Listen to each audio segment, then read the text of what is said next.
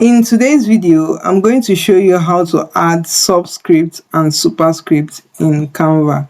Please like this video and subscribe to the channel. It helps us more than you can imagine. Thank you. To add subscript or superscript to your design, let's quickly go to text here and let's add a text box. I'll quickly expand this and I'll come into the text and type in my text. This is the text I want this to be a subscript. I'm going to click into the text box.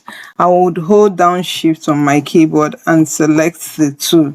Then we'll go over to advanced settings for text and we'll come to more settings. And this window opens up and you see here where it says text position. We're going to click on this one to add this subscript. You see what happened now? We've added a subscript.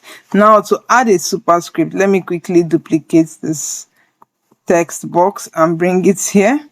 I'm going to select all the text and I've added my text. If I want to make this two again to be superscript, I'm just going to select it like so. I held down my mouse and selected the two.